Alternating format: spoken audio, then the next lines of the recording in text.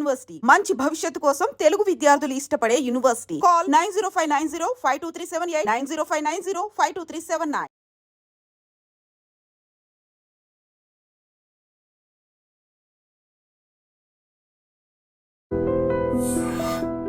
పలు భాషల్లో మీరు భగవద్గీత ఉపదేశం చేస్తున్నారు అని చెప్పి విన్నాను. పరమాత్మకు జీవాత్మకు బంధం దాని గురించి. శ్రీకృష్ణుడు అవతారాన్ని చాలించిన తర్వాత మనకు భగవద్గీత అంటే మనం చదవకూడదు, ఎవరైనా పోయినప్పుడు మాత్రమే చదవాలా, అప్పుడే వినాలా అనేటువంటి ఒక తప్పు అభిప్రాయం, కల్పన. యూరోప్లో క్రిస్టియన్స్ కూడా చదువుతున్నారు, ఎందుకంటే దాంట్లో తత్వం అందరికీ కావలసినటువంటిది. ఎక్కడ లోపం జరుగుతుందంటారు స్వామీజీ? నేను అర్థము పూర్తిగా చదవకపోవటం. అమ్మగారే మీ గురువు అని చెప్పి విన్నాము, యోగిని మేనత గారి గురించి కూడా. అమ్మగారి గురువులైనప్పటికీ కూడా నేను ప్రతి సెకండ్ ప్రతి గురువును నేను తీసుకుంటూ ఉంటాను. కానీ ప్రారంభం గురువు అమ్మనే నాకు. అడవిలో బతికాం మేము. ఒక 2000 ఆవులు ఉండేది, ఒక 1000 ఎకరాల వరకు తాతగారి. వెళ్ళి అక్కడ అడిగాను, ఎందుకు వచ్చారు? ఏం లేదు, నేను పుట్టిన స్థలం దీన్ని తవ్వండి. తవ్వుతూనే శివలింగం. సరే, దాన్ని అట్లా కప్పేసేయండి, చూపించదండి. చాలా పెద్ద కథ అది. అది రాగరాగని విద్య అని మహావిద్య. ఎవరైనా గొరకబెట్టి పడుకున్నారంటే నేను నమస్కారం చేస్తాను, వాళ్ళకి అదృష్టం. అది రోగం కాదు. మేనత్త గారి గురించి కూడా 2 మాటలు. ఆవిడ సంగతి నేను ఏమని చెప్తాను. బ్రిటిష్ కాలంలో నాన్నగారికి పిచ్చి పట్టిపోయి, పిచ్చి అంటే నిన్న కూడా ఏనుగు వచ్చిందని న్యూస్ ఇప్పుడు నాకు పొద్దుటూరులో ఆమె పరిపాలించారు. స్వామీజీ, సనాతన ధర్మం వేరు, వేద ధర్మం వేరా స్వామీజీ? అమ్మ, సనాతన ధర్మం అంటే వేద ధర్మమే సనాతన ధర్మం. పురాణాల్లో స్త్రీల ప్రాముఖ్యత ఏ రకంగా ఉంది? అయ్యో, స్త్రీలకే ఎక్కువ ఉంది అని చెప్పొచ్చు. మైత్రేయ ఎవరు, గార్గేయ ఎవరు, వీళ్ళంతా స్త్రీలే కదా. స్త్రీలు ఖండితం ఉంది. స్వామీజీ, మీకెందుకు తెలుగు రాష్ట్రాల్లో స్వామివారిని ఇక్కడ ప్రతిష్ఠించాలని అదే అనిపించింది? హిమాలయాల్లో నేను ఆ గణపతి ఇక్కడ కనపడ్డాడు. చావు అనగానే భయపడిపోతూ ఉంటారు, దీని గురించి ఏం చెప్తారు స్వామీజీ? చచ్చేవాడిని అడిగితే బాగుంటుంది, కానీ వాడు వచ్చి చెప్పడు కదా. వచ్చేంత యముడు కనపడతారు, వాడు దూతలు కనపడతారు, అందుకని భయం. నిజంగా భగవంతుడి విషయంలో చూపించే భక్తి ఏ రకంగా ఉండాలి స్వామీజీ? భక్తి అంటే సమర్పణ భావం, రెండవ థాట్స్ లేనటువంటిది. మళ్ళీ జన్మ రాకుండా ఉండాలి అంటే ఒక వ్యక్తి చేయాల్సిన కార్యం ఏంటి? గురువు చెప్పినట్టు వేదాంత వాక్యాన్ని వినాలా, ప్రాక్టీస్ చేయాలి. స్వామీజీ, మీ గురించి చెప్పాలి అంటే భక్తుల మాటల్లో మేము చాలా వరకు చాలా గొప్పగా విన్నాం.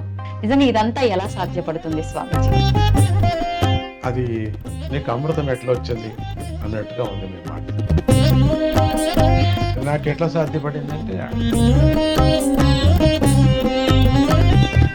వచ్చింది, అట్లా వచ్చేసింది. యువతకు మీరు ఒక మంచి సందేశం ఇవ్వాలి అంటే ఎటువంటి సందేశం ఇస్తారు? యువతకు చెప్పటం ఏంటంటే,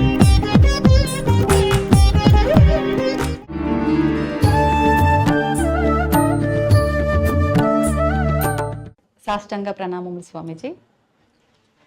స్వామీజీ, కృష్ణుడు గీతోపదేశం చేసిన కురుక్షేత్రం ప్రాంతంలోనే మీరు కూడా గీతోపదేశం చేశారని చెప్పి డిసెంబర్ 25న ఆ ప్రోగ్రాం జరిగిందని చెప్పి విన్నాం స్వామీజీ. పలు భాషల్లో మీరు భగవద్గీత ఉపదేశం చేస్తున్నారు అని చెప్పి విన్నాను, దాని గురించి. గీతోపదేశం శ్రీకృష్ణుడు అవతారాన్ని చాలించిన తర్వాత మనకు తెలుగు యుగం ప్రారంభమైంది. యుగాది అంటే ఇప్పటికీ సాధారణంగా 5152 సంవత్సరాలు ఇప్పటికి.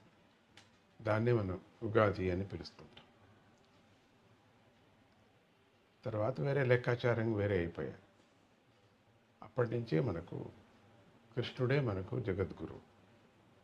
ఆయన బోధించినటువంటి ఉపదేశం, ఉపనిషత్తులు సారం, వేదాంత సారం అత్యంత సరళంగా, సులభంగా, కర్మయోగులకి కర్మం చేస్తూ, అంటే వ్యవసాయాలకి మొదలుకొని అన్ని రంగాల్లో ఉండేటువంటి వాళ్ళందరికీ కూడా దాంట్లో వేదాంత జ్ఞానాన్ని బోధించుకొని వచ్చారు. తర్వాత జ్ఞానయోగులకి జ్ఞానాన్ని బోధించుకొని వచ్చారు. తర్వాత చివరిగా మనకు భక్తి యోగం కావాలి కదా, అందుకని భక్తి యోగం. మనం ప్రారంభం భక్తి యోగం నుంచే ప్రారంభం చేసుకోవాలి. భక్తి నుంచే, భక్తితో జ్ఞానం మనకు వస్తుంది, జ్ఞానంతో వైరాగ్యం కలుగుతుంది. అందుకని ఈ మూడు కూడా స్వామి మనకు బోధించాడు. కాబట్టి అత్యంత సులభమైనటువంటిది, మానవాళికి అందేటువంటి వేదం, ఉపనిషత్తు, సారం, ఉపదేశం. ఇది కేవలం మన భారతీయులకే కాకుండా మానవాళి అన్నారు. అంటే అన్ని దేశం వాళ్ళు అందరూ కూడా భగవద్గీతను చాలా ప్రోత్సహిస్తారు. పెద్ద పెద్ద లీడర్స్, వేరే వేరే ఇతర దేశస్తులు కూడా, అన్ని దేశస్తులు, ఇంగ్లాండ్ నుంచి మొదలుకొని రష్యా వరకు కూడా, చైనా వరకు లీడర్స్ అందరూ కూడా భగవద్గీత కొటేషన్ తీసుకుంటుంటారు. అంటే భగవద్గీత మానవాళికి సంబంధించింది.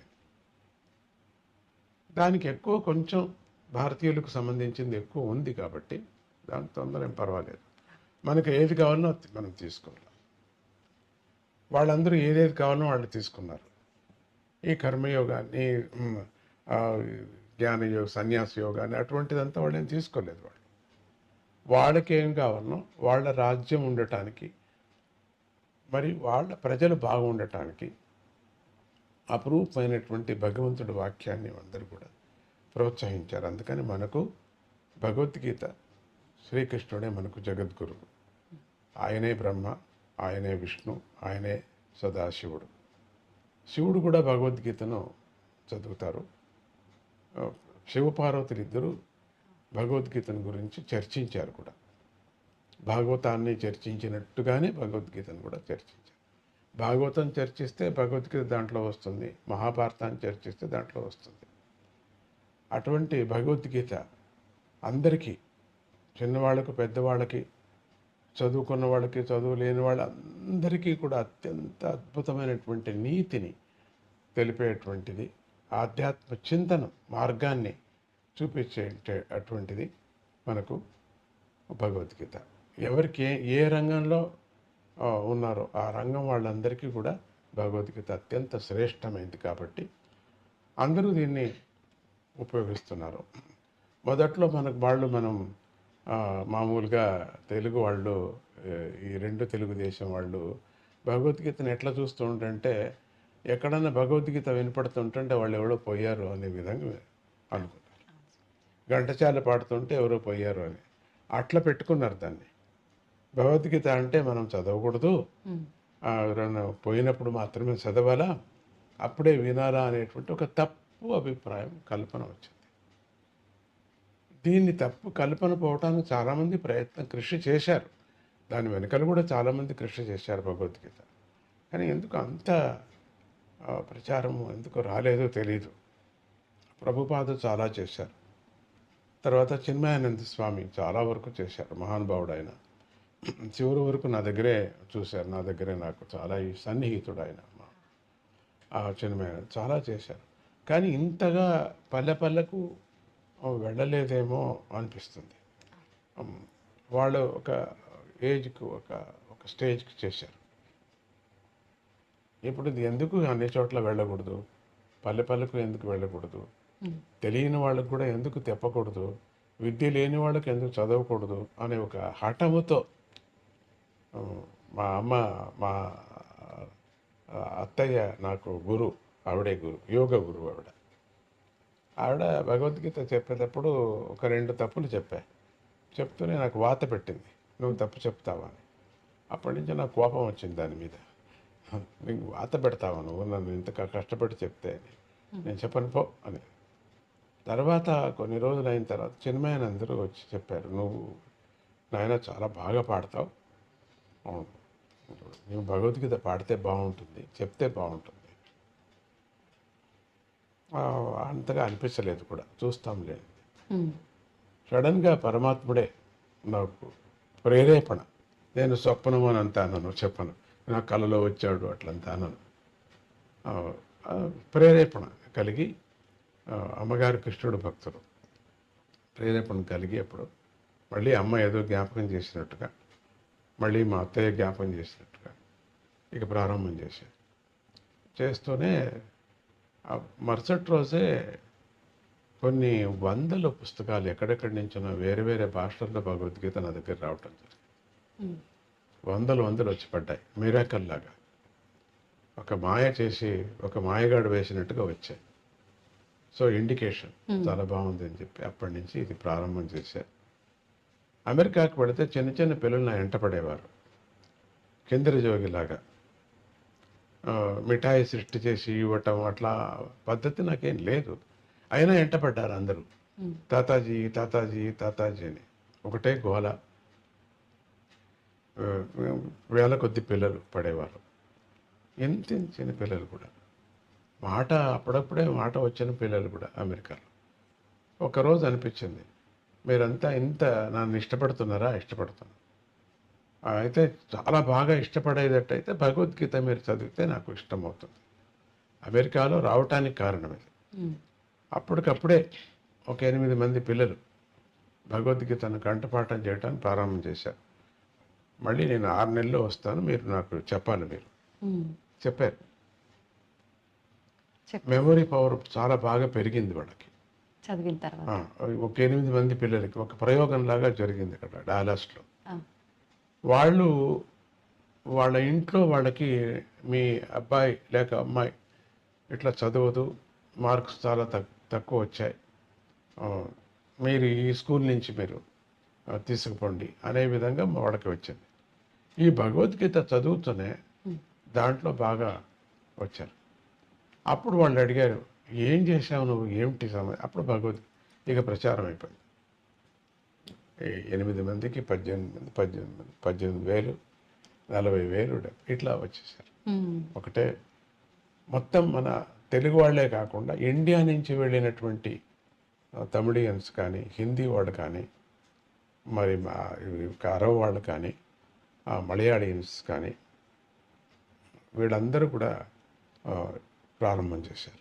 ఉమ్, ఇప్పుడు మన 3 ఏళ్ల నుంచి 40,000, 70,000 మంది ఒక పెద్ద పెద్ద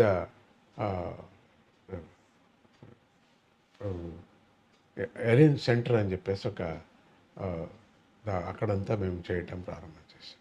స్టేడియంస్, పెద్ద పెద్ద స్టేడియంస్, మాకు చిన్న హాల్స్ పట్టలేదు. సో ఈ విధంగా వాళ్ళకి పూర్తిగా గోల్డ్ మెడలు అట్లంతా ఆ విధంగా చేయటం జరిగింది. కురుక్షేత్రంలో ఎవరెవరు చేస్తారో కురుక్షేత్రంలో తీసుకోవడం.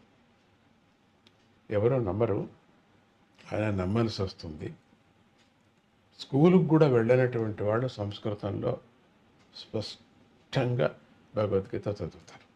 ఓహో, స్కూల్కే వెళ్ళలేదు వాళ్ళు, ఏమి ఓనామాలు ఏమీ తెలియదు వాళ్ళకి, ఉమ్, వాళ్ళు చదివారు.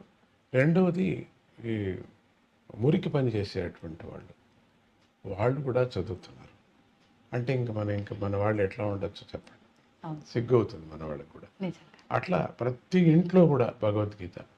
మొన్న లాస్ట్ టైం నేను ఫ్యామిలీ మెంబర్స్గా తీసుకువెళ్ళాను. ఉమ్, తల్లి, తండ్రి, పిల్లలు, కుటుంబం. వాళ్ళ ఇంట్లో పిల్లలు, వాళ్ళ నాన్న, అమ్మ కూడా. అట్లా విచిత్రం.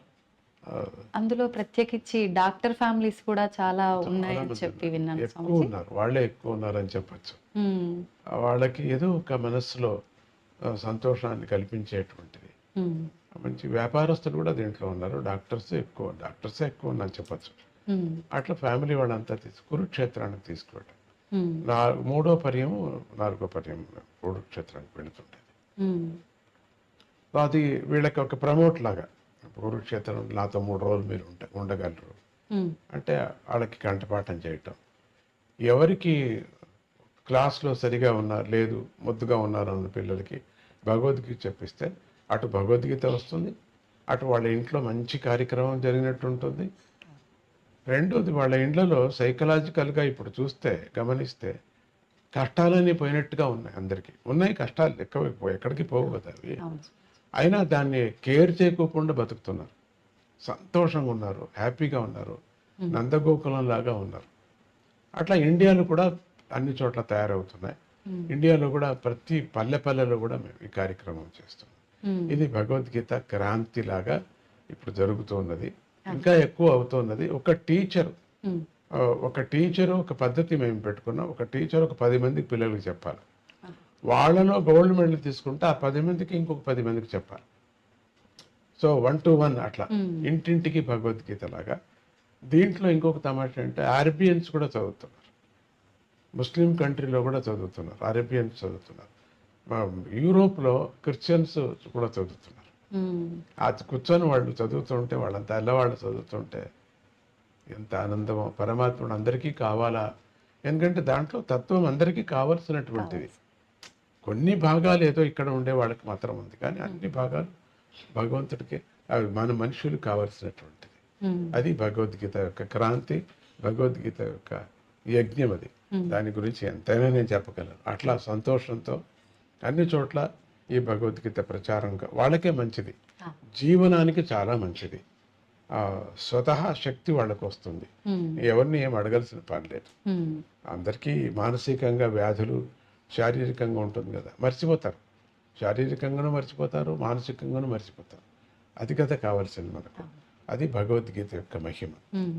స్వామీజీ, ఇందాక మీరు అన్నట్టుగా భగవద్గీత ఇంత ప్రచారం చేస్తున్నాము, అసలు చదువు రాని వాళ్ళు కూడా చదువుతున్నారు, నిజంగా ఇదంతా గొప్ప విషయము. కానీ అందులోని సారాన్ని మీరు ఇందాక చెప్పినట్టుగా చనిపోయిన వారి దగ్గర మాత్రమే వినిపించే ఒక దానిలాగా మాత్రమే మన తెలుగు రాష్ట్రాల్లో ఎక్కువగా వింటున్నాము. అందులో సారాన్ని మొత్తం ఏంటి అనేది అవగాహన చేసుకోలేకపోతున్నాం. ఎక్కడ లోపం జరుగుతుందంటారు స్వామీజీ? నేను అర్థము పూర్తిగా చదవకపోవటం, అర్థాన్ని మనం మాటిమాటికి వినకపోవటం, అర్థం వ్యాఖ్యానం చేసే పుస్తకాలు దండిగా ఉన్నాయి. ఇప్పుడు ఇంతలా పుస్తకం స్వామీజీ రాశారు, చాలా పెద్ద వ్యాఖ్యానం అది. దాంట్లో అంత పెద్దది అయ్యలేదని మళ్ళీ చిన్నదిగా కూడా దాన్ని చేశారు. అర్థం చేసుకుంటే మనకు చనిపోయిన వాళ్ళకి కాదు, అది బతికిన వాళ్ళకే అని చెప్పాలి. ఇప్పుడు చనిపోయిన వాళ్ళు ఎక్కడ ఉంటారు? చనిపోయిన వాళ్ళ ముందర భగవద్గీత చదివితే బతికిన వాళ్ళకి మెలకువ. ఒకరోజు నువ్వు ఇట్లా అయిపోతావు, జాగ్రత్తగా ఉండు, నువ్వు దానికోసం నువ్వు సాధించు అని బతికిన వాళ్ళకి జ్ఞానం, కానీ చచ్చిపోయిన వాళ్ళకు జ్ఞానం కాదు. ఇంకా ఎక్కువ దాంట్లో లోతుగా యోచన చేస్తే ఆ జీవి ఉత్తమ గతి పొందుతుంది అనేటువంటి ఒక నమ్మకం. ఇప్పుడు వెళ్ళినటువంటి జీవి భగవద్గీత ఇంకా బతికినప్పుడే వినాల, పోయినప్పుడే ఏమి వినేది లేదు. వాళ్ళ మంచి ప్రయాణం కానీ, ఎందుకంటే మనం గరుడ పురాణం చాలా నమ్ముతాం మనం. రెండవది పునర్జన్మ నమ్ముతాం మనం, కానీ పాపాల గురించి మనం నమ్ముతాం. పాపభీతి లేకపోతే మనుషులు ఉండం కదా. అందుకని ఇప్పుడు అది ఆ భావము ప్రతి ఒక్కరికి చచ్చిపోయిన దానికి వైరాగ్యము, త్యాగము అంత మాత్రమే భగవద్గీత చెప్పలేదు, బతికే విధానం కూడా చెప్పింది, వ్యాపార విధానం చెప్పింది. దాంట్లో ఎట్లా నువ్వు పుచ్చుకోవాలా, ఎంత తీసుకోవాలా, ఎంత మోసం చేయకూడదు, అది కూడా చెప్పుకొని వస్తుంది.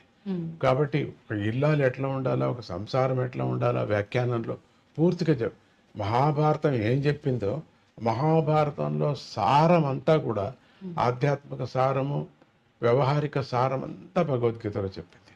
ఇక భగవద్గీతలో 2వ అధ్యాయంలో మొత్తం వేదాంత సారం అంతా చెప్పేస్తుంది. 2వ అధ్యాయమే చాలిక మనకు అనిపిస్తుంది. అందుకని ఆ అధ్యాయం విన్నా కూడా, ఒక శ్లోకం విన్నా, సగం శ్లోకం విన్నా కూడా దాని యొక్క అక్షరాలు, ప్రతి భగవద్గీతలో ఉండినటువంటి ప్రతి శ్లోకము బీజాక్షరాలు అన్నీ. ఒక్కొక్క అక్షరానికి ఒక్కొక్క అర్థం, ఒక్కొక్క ఉపనిషత్తు, ఒక్కొక్క అక్షరానికి, ఒక్కొక్క పాదానికి కాదు, దాంట్లో ఒక్కొక్క అట్లా చెప్పాడు పరమాత్ముడు. భగవంతుడే దిగి వచ్చి భగవంతుడే బోధించాడు. భగవత్ స్వరూపము మనమంతా సన్యాసులంతా భగవత్ స్వరూపమే అంటున్నాం కాదు అని అంతగా నమ్మటం లేదు మనం, కానీ భగవంతుడే వచ్చాడు. భగవంతుడు అనటానికి విశ్వరూపం చూపించాడు కాబట్టి భగవంతుడు అన్నాం. అంతవరకు భగవంతుడు అర్జునుడు కూడా అనలేదు. దగ్గరే ఉండే అర్జునుడు బావా ఏ వరే పరే అన్నాడు.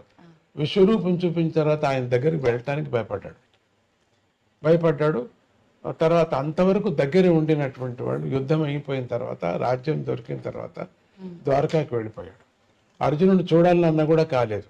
ద్వారకాకి వెళ్ళాడు, 3 రోజులు కాచుకున్నాడు లోపలికి వెళ్ళాలంటే. అప్పుడు అర్జునుడికి అనిపించింది రియలైజేషన్, మన దగ్గర ఉండేంత వరకు పదార్థాలు తెలియదు మనకు, దూరం వెళ్ళిపోయిన తర్వాత మనకు తెలుస్తుంది, అర్రే ఎంత పని చేశాంరా మనం అనిపిస్తుంది అని అర్జునుడికి మనకు నేర్పించడానికి అర్జునుడిని పావుగా చేసుకున్నాడు. అర్జునుడికి చెప్పాడంటే మనకు చెప్పినట్టు. అక్కడ అందరికీ వినిపించింది కదా, అందరికీ చెప్పి ఆయన మాయా రూపం మనకు అనిపిస్తుంది. ఎవరో ఒక క్వశ్చన్ అడిగారు, ఇంత పెద్ద మాయా చేసేవాడు పాండవుల్నే రక్షించుకొని వచ్చాడు, చాలా బాగుంది, ధార్మికంగా ఉన్నారు వాళ్ళు, సత్యవంతులు, వాళ్ళకి రక్షించాల్సిందే, కథ అట్లా ఉంది. స్వామి మనసు చేసింటే ఈ కౌరవులు అంత పెద్ద అక్షోణిని అంత వివరణ చేశారు కదా, అట్లా ఒక్కపారు అట్లానంటే వాళ్ళ మనసు అంతా మారిపోవు కదా అని ఎవరో ఒకరు అడిగారు. వాళ్ళందరినీ సాత్వికులుగా చేసేసుకోవచ్చు కదా, ఒక్కపారి ఎందుకు చేయలేదు అని ఒక ప్రశ్న అడిగారు. కౌరవులు నిజంగా అదృష్టవంతులు. ఆయన కంటెదురుగా మోక్షాన్ని పొందారు, పాండవులు పొందలే. పాండవులు స్వామి లేనప్పుడు పొందారు, వీళ్ళు స్వామి ఎదురుగా పొందారు కౌరవులు. ఎందుకని తనలో చేర్చుకున్నాడు. ఎవరో అడిగారు, అమ్మవారికి ఎందుకు పుర్రెలంతా హారంగా ఉంటుంది, ఏంటి ఇది బాగలేదు కదా, కాళికామ్మ చూస్తే నమస్కారం చేయబుద్ధి పుట్టదు, నువ్వు ఇంగ్లీష్ వాడు అడిగాడు. అయ్యో మూర్ఖుడా, అది కాదు, వీళ్ళందరూ కూడా అమ్మవారి యొక్క పుత్రులు. దుర్మార్గం వచ్చింది వాళ్ళకి, సత్వగుణం మారిపోయి వాళ్ళకి రజోగుణం వచ్చి తమో గుణంతో నాశనం అయిపోయారు.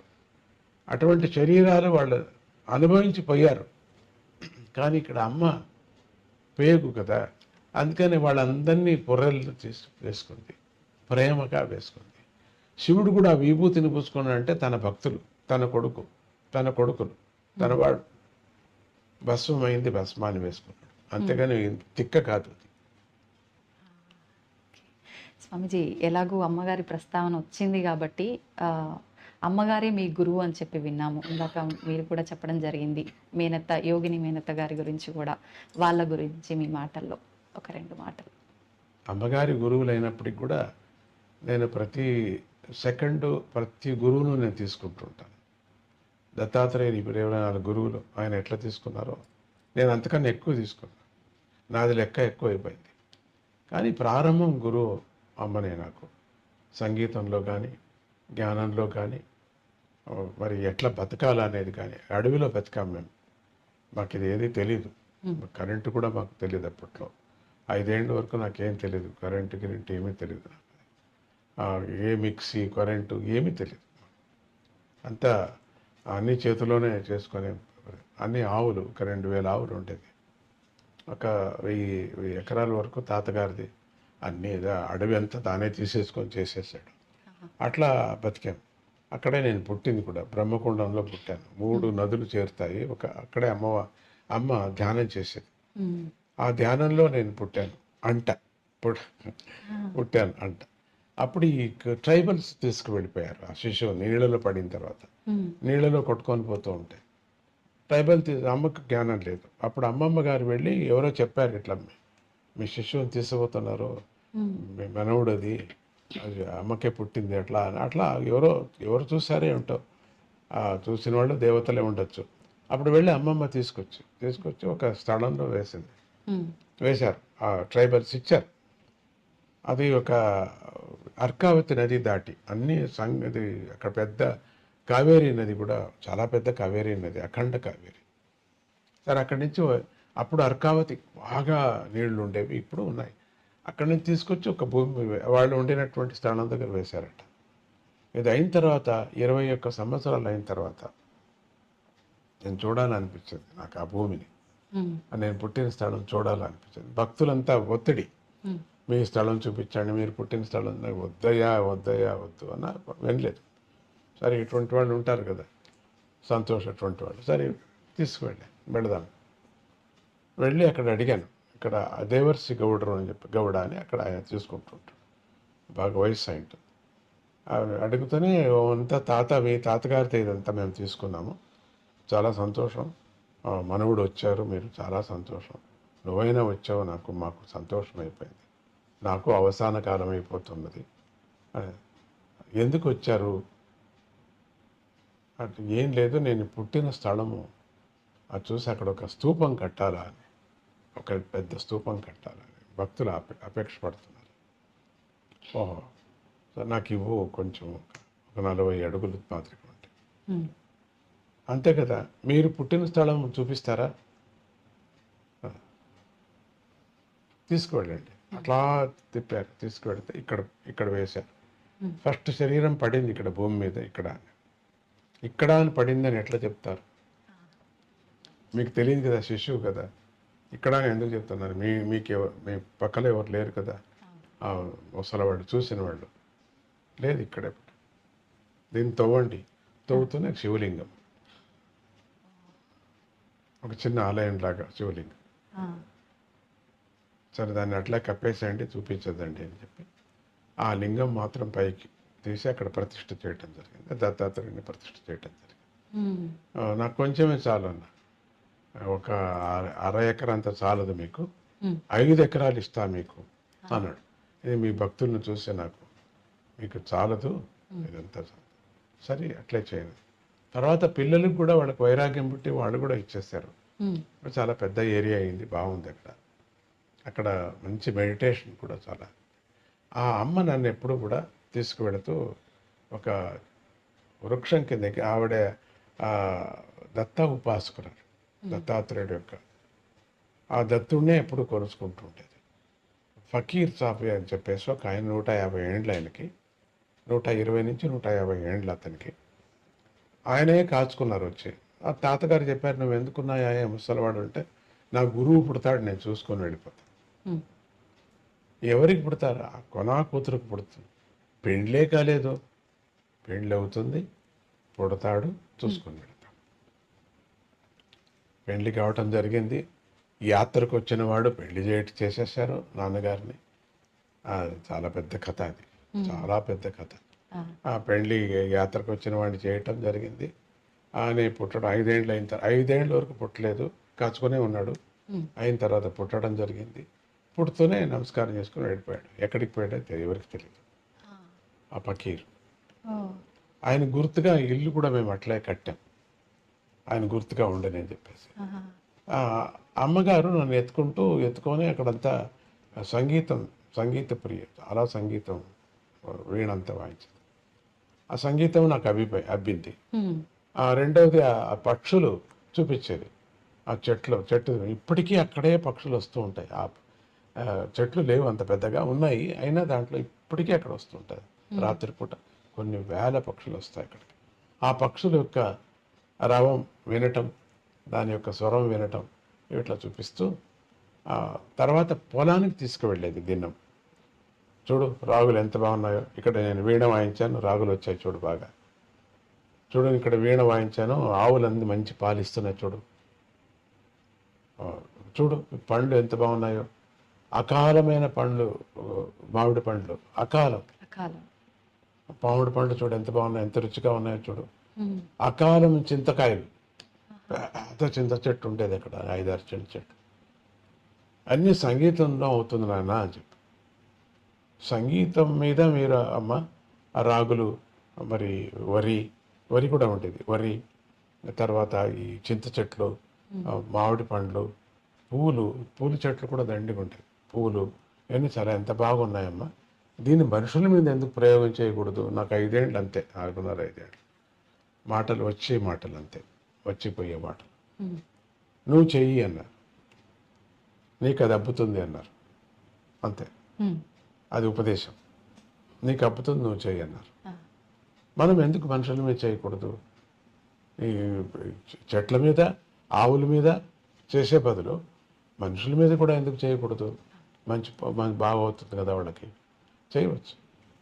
అది రాగరాగణి విద్య అని మహావిద్య అది. అది దీంట్లో చిదంబరంలో ఒక లైబ్రరీ, కుంభకోణం లైబ్రరీలో ఆ పుస్తకం ఇప్పుడు అంత మాయమైపోయింది. అది తాళాపత్ర గ్రంథంలో ఉండేటువంటి రాగరాగణి విద్య. ఆ విద్యను ఎట్లనో అమ్మకి తెలుసు, ఎందుకంటే వాళ్ళ తాత ముత్తాత వాళ్ళంతా అక్కడి నుంచి వచ్చిన వాళ్ళు. అది చెప్పుకొచ్చిందమ్మ. రాగరాగణి విద్య నోటుతో రాయటం ఏమీ లేదు, భాగవతం అంతా రాసింది, పుస్తకంలో రాసుకుంది తన కన్నడ లాంగ్వేజ్లో. ఆ రాగరాగణి విద్య నోటుతో చెప్పింది నాకు. 5 ఏళ్లకు ఏమి పోయి ఉంటుంది బుర్రలో తెలియదు, అంత ఎంత పోయిందో అంత. సో అందుకని ఆ రాగరాగణి విద్య అబ్బటము అప్పుడే దీన్ని చేయటం. మరి ఈ పక్షులు యొక్క స్నేహం నాకు రావటం అక్కడ, ఎందుకంటే గగన చరాలు అయిన తర్వాత మనుషులు అవుతారు. అందుకని ఉత్తమ మనుషులు కావాలా అనే ఒక దృష్టితో పక్షులకు ఆహారం పెట్టండి అంటుంటా. మన కుటుంబంలోనే పుడతారు వాళ్ళు. మనం ఏమైనా మంచి ఆహారం పుడితే మంచి పిల్లకాయ పుడతాడు, మంచి పిల్లగా పుడుతుంది, మన ఇంట్లోనే పుడుతుంది. మన బంధువులుగా ఒక పక్షిని చూసామంటే మనం అది బంధువుగా పుడుతుంది. ఇది నియమం ఇది. ఒక కాకిని చూస్తే, ఒక గద్దను చూస్తే మన దగ్గర పుడుతుంది, అది మన వంశంలో పుడుతుంది, అది తప్పదు. అది అంటే రుణానుబంధ రూపేణ అని చెప్పి అంటారు కదా స్వామీజీ, ఇది దాని కిందకే వర్తిస్తుంది. అదే ఆ దృష్టి దోషం మీద దృష్టి పాతం అంటారు దాన్ని. దృష్టిపాతం మీద వచ్చేస్తుంది అది. అది రుణమని. గాడిది కూడా మన ఇంట్లో పుట్టచ్చు, అది వేరే. కానీ ఇది ఎక్కువ అక్కడి నుంచి కాదు, తక్షణం పుట్టేది పక్షి నుంచి మనిషి పుడతాడు. సో మనం ఎప్పుడు ఆహారం వేస్తున్నాం మన ఇంట్లోనే పుడుతుంది, మంచిగా పుడుతుంది. ఒకవేళ వేరే చోట పుట్టినా పర్వాలేదు, మనకు దాని ప్రశ్న వద్దు. మంచిగా పుట్టని, మంచిగా ప్రజలు కాని అనే దృష్టితో పక్షులను సాకమని చెప్తున్నారు. నాదాన్ని వినండి, సూదింగ్ నాదం. రాత్రిపూట పడుకునేటప్పుడు మంచి నాదం వింటే హాయిగా నిద్ర వస్తుంది. మరి ఇంకేది మనం ఏది తాపత్రయాలు పడాల్సిన పని లేదు. నిద్ర మంచిగా ఉంటే పొద్దున బాగా మనం మాట్లాడతాం, లేకపోతే తిక్కగా ఉంటుంది. 2 రోజులు నిద్ర రాకపోతే మనిషిని మనం మాట్లాడించడానికి అయ్యలేదు, బుద్ధి చెడిపోతుంది. అది పరమాత్ముడు ఇచ్చినటువంటి గిఫ్ట్. ఎవరైనా గొరకబెట్టి పడుకున్నారంటే నేను నమస్కారం చేస్తాను, వాళ్ళకి అదృష్టం. గొరక పెడుతున్నాడని తిట్టను నేను, వాళ్ళ యోగం అది అని, వాళ్ళ యోగం. లేకపోతే అట్లా రాదు వాళ్ళకి. అది అంత గొరక పెట్టి నిద్ర అనేది ఎవరికి కష్టం వచ్చేది. అట్లా గాఢ నిద్రపోతున్నారంటే ఎంతో అదృష్టము చేసుకున్నారు కాబట్టే అది రోగం కాదు. అది కొద్దిగా ఉండవచ్చు ముక్కులో, కానీ రోగం కాదు. స్వామిజీ, మేనత్త గారి గురించి కూడా 2 మాటలు. అమ్మా, మేనత్త గారి గురించి కూడా 2 మాటలు. మేనత్త గారు యోగా ఆవిడికి చాలా ఇష్టమైంది. రెండోది భగవద్గీత, యోగం, ఉపనిషత్తులు అంతా చెప్పుకునేది. ఆవిడ సంగతి నేను ఏమని చెబుతాను. బ్రిటిష్ కాలంలో ఆవిడ అంటే మా మేనమామ గారు బ్రిటిష్ కాలంలో ఆయన ఈ సోడాలు కనిపెట్టేవారు. సోడా అంటే నీళ్లలో గ్యాస్ వేసి సోడా, అది ఇప్పుడు కనపడదులేండి, ఇప్పుడు లేదు అది. ఆ మిషన్ పెట్టుకొని చేసేవారు. దాని నుంచి బ్రిటిష్ వాళ్ళకి దగ్గర అయిపోయాడు. అప్పుడు అది ఆయన మళ్ళీ తెనాలిలో వచ్చి మన తెలుగు రాష్ట్రానికి వచ్చారు. ఆయన ఇక్కడ వచ్చి ఉన్నారని ప్రతీతి. తర్వాత దాని మూలం నేను ఎతకలేదు. ఆ అత్తగారు అంటే మా నాన్నగారి యొక్క అక్కగారు. ఆవిడ స్వామీజీ మా నాన్నగారు యొక్క మొదటి భార్య పోయిన తర్వాత నాన్నగారికి పిచ్చి పట్టిపోయింది. పిచ్చి అంటే ఆయన పూజ చేసేవారు, ఉపాసకుడు, నరసింహస్వామి ఉపాసకుడు. దినము శాలిగ్రామానికి నైవేద్యం తెచ్చిపెట్టేవాళ్ళు ఎవరు లేరే అని అట్లా అయిపోయింది మనసు. అప్పటి నుంచి అన్నీ వదిలేశారు వాళ్ళు. ఒక అర్చకత్వం కూడా చేసేవారు. వేదాంతినే, వేదం నేర్చుకొని పల్లెల్లో ఎవరు పురోహితులు లేరని పల్లెకు వెళ్ళి పెళ్ళిళ్ళు చేయించటము, గృహప్రవేశాలు చేయించటము, దాంట్లో వచ్చిన ధనాన్నంతా దానం చేసుకొని రావటం ఇట్లా జరిగి, గుర్రం మీద అమ్మగారు ఒకటి లోపలికి తీసుకురావటానికి, దానం తీసుకురావటానికి వీల్లేదు, అంతా ఇచ్చేసి రావాలా, స్నానం చేసుకొని రావాలా. అమ్మ అట్లా ఆ నియమం. పొలం ఉండేది, పొలం వచ్చేది బాగా. సరే, ఆ అత్తగారికి ఇట్లా అయిపోయిందే, పెద్ద భార్య పోయిన తమ్ముడికి అని యాత్రలు చేయించింది అన్ని చోట్ల. మా నాన్నగారిని యాత్ర చేస్తూ బెంగళూరుకి వచ్చినప్పుడు బెంగళూరులో ఎవరో చెప్పారు, ఇక్కడ ఒక సంగమ క్షేత్రం ఉన్నది, అక్కడికి వెళితే మీ తమ్ముడికి పెళ్లి అవుతుంది, పిల్లలు పుడతారు, ఇట్లా అంతా ఒక గణపతి, నీ పేరేంటి, నా గణపతి నా పేరు అని చెప్పి వెళ్ళిపోయాడు. ఫస్ట్ బస్సు బెంగళూరు నుంచి అక్కడికి వెళ్ళటం, అదే మొదటి బస్సు. ఆ మొదటి బస్సులో వీళ్ళిద్దరు కూర్చున్నారట. ఈ పిచ్చి బ్రాహ్మడు అత్తగారు ఎదురు కూర్చున్నారు. వెళ్ళారు. వెళుతూనే ఆ బస్సు వాడు చెప్పారట, ఇక్కడ ఫస్ట్ టైం వస్తున్నాం మేము, కొద్దిసేపే ఆగేది, తొందరగా వచ్చేసేయండి అని. లేదు, స్నానం చేసుకొని వస్తామని. ఈయనకి నీళ్లు చూస్తే ఎక్కడ చూసినా నీళ్ల పిచ్చి తాతగారికి. నేను తాత తాత అంటాను మా అన్నని. ఆయన స్నానానికి వెళ్ళాడు, ఇక జపానికి కూర్చున్నాడు. ఇంత పిచ్చి అయినా కూడా జపం అంతా అదంతా ఉంది, నిష్ట నియమం అంతా ఉంది. ఎంతసేపు అయినా రావటం లేదు, మాట్లాడుతున్నా రావటం లేదు. బస్సు వెళ్ళిపోయింది. ఇక అడవి, బస్సులు లేవు, ఎడ్లు బండ్లు లేవు, ఏమీ లేవు. అరే ఎంత పని అయిపోయింది ఈ అడవిలో, ఎట్లా ఇక్కడంతా ఏనుగు కనపడుతూ ఉందట. ఏనుగు ఇప్పటికీ నిన్న కూడా ఏనుగు వచ్చిందని న్యూస్ ఇప్పుడు నాకు. నిన్న కూడా ఆ ఇంటికి ఏనుగు వచ్చింది అని చెప్పేసి మా ఆశ్రమానికి. పులులు, ఏనుగు, అక్కడ పులులు ఏనుగులు ఏం పోట్లాడేవి కాదు, ఇప్పుడు పోట్లాడు. జింకలు అన్నీ వచ్చేవి. అక్కడ అదే స్నానం చేస్తూ బస్సు వెళ్ళిపోయింది. వెళ్ళిపోతున్నా ఏం చేయటం, ఏమీ లేదే ఇక్కడ, తీర్థం లేదు, తిండి లేదు, ఏమిట్రా ఇట్లా అయిపోయింది. అత్తగారికి చాలా కష్టమైంది. చూస్తే ఒక దీపం కనపడుతూ ఉండిందట.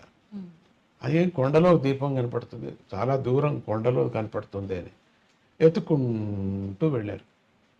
ఆ రోజు సాయంత్రం కలలో దత్తుడు కనపడి, ఈరోజు వచ్చేవాడిని నన్ను నాకు పెళ్లి చెయ్యి అని అమ్మ అనటం. ఆళ్ళ నాన్నగారికి అంటే మా తాతగారికి నాస్తికుడు. వచ్చి ఎవరు ఇక్కడికి ఎవరు రావడానికి వీల్లేదు, ఏ మగోడు ఉండటానికి వీల్లేదు. పని మనిషిని కూడా పంపించేశాడు. పంపించి అన్నీ బంద్ చేశాడు, గేట్ అన్ని బంద్ చేసేసాడు, రావటానికి వీల్లేదు. ఏది రాత్రి అయిపోతున్నది, ఏది ఎవరు రాలేదే అట్లా అని. వీళ్ళు ఈ అత్తగారు మా నాన్నగారు ఏం చేశారు, ఈ వెనక దొడ్డి నుంచి వెళ్ళారు లోపలికి. ఇంట్లో వెళ్ళిపోయారు. ఇంట్లో చూస్తే మగోడు, పిచ్చోడు. ఆ తాతగారికి ఆశ్చర్యమైంది, ఎక్కడి నుంచి మీరు ఎట్లా వచ్చారో అట్లా ఇట్లా. వెనక తట్టది తలిపోయలేదు, లోపలికి వచ్చాము. అదే మీరు బ్రాహ్మణులని తెలిసింది, ఈవిడికి తాపత్రయం, వీడికి బ్రాహ్మణులని తెలిసింది, మాకేదో ఒక అన్నం పెట్టండి. అది వచ్చాం. మగవాడు వచ్చాడు కదా, రాత్రి లోపల వచ్చారు కదా మగవాడు, చూడండి. అప్పుడు తాతగారు అడిగారట, ఏంటి ఈయనకి ఇట్లా అయిపోయింది పిచ్చి, పెళ్లి చేస్తే మాత్రమే సరిపోతుందని చెప్పారు. పెళ్లి చేస్తే సరిపోతుంది, ఇది ఛాలెంజా? అవును ఛాలెంజ్. అయితే నా కూతుర్నిచ్చి పెళ్లి చేస్తాను, చూడండి సరిపోతుంది, ఆ క్షణమే సరిపోతుందని. అప్పటికప్పటికే పొద్దున్నే పెళ్లి చేసేసారు. సరిపోయింది పిచ్చి. మీరేమంటారు, మీ టీవీ ఏమంటుంది చెప్పండి. సరిపోయింది పిచ్చి, సరిపోయింది. షాక్ అవుతాం స్వామీజీ. అది మా మేనత్త గారి యొక్క కృషి. ఆవిడ కూడా కొంచెం చిన్న ఉపాసకురాలు. దాంతో వాళ్ళకి 5 ఏళ్ళు అయిన తర్వాత ఈ బాలకుడు పుట్టడం జరిగింది. మిమ్మల్ని అంతా చూడాలి కదా, నేను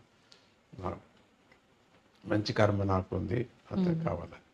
సో అట్లా మా మేనత్ గారి యొక్క తర్వాత ఆవిడ దగ్గరే నేను కొన్ని రోజులు పెరిగాను. మళ్ళీ చక్రం అంతా వేరే అయిపోయింది. పొద్దుటూరులో నేను పెరిగాను. పొద్దుటూరులో ఎక్కడ పెరిగా, ఒక చిన్న ఆలయంలో, శివాలయంలో. ఇల్లు లేదు మాకు, శివాలయంలో స్టోర్ రూమ్ ఉంటుంది కదా, దాంట్లో పెరిగాను. అక్కడ పెట్టుకుంది అమ్మ, అదే మేనత్ గారు. మా అమ్మ పోయిన తర్వాత అక్కడ మధుకర భిక్ష చేశా. 8 ఏళ్ళకి వెళ్ళటం, 8 ఏళ్ళకి వెళ్ళి అన్నం తీసుకురావటం, దాన్ని తీసుకొచ్చి ముందు తట్టు, శివాలయం ముందు తట్టు ఉండిన గుడ్డివాడికి అంత పంచి ఇంత తినటం, స్కూల్కి పరిగెత్తడం. ఈవిడ మడుగు మాకు ఏమీ పెట్టేదే కాదు, చేసేదే కాదు, తనకు మాత్రం చేసుకోలేదు. భిక్ష మాత్రం మాకు అంతే. నా చెల్లెలు నా జతలో ఉండింది, వరలక్ష్మి అంత అని చెప్పేసి. అట్లా ఇంకొక పిల్లని చిక్కమ్మ గారు తీసుకువెళ్ళారు. మమ్మల్ని ఇద్దరిని వదిలేశారు. అందరూ బంధువులు ఎవరు ముట్టలేదు మమ్మల్ని. వరలక్ష్మి నాతోనే తీసుకువెళ్ళి, అత్తగారు పోయి నా దగ్గర ఉండండి, నేను ఆడపిల్లకి మాత్రం అన్నం పెడతాను, నీకు మాత్రం పెట్టను. నువ్వు మధుకర భిక్షకు వెళ్ళాల్సిందే. అప్పుడు ఒక 8 ఏండ్లు మధుకర భిక్ష. చాలా పెద్ద పెద్ద పండితులు వాళ్ళు.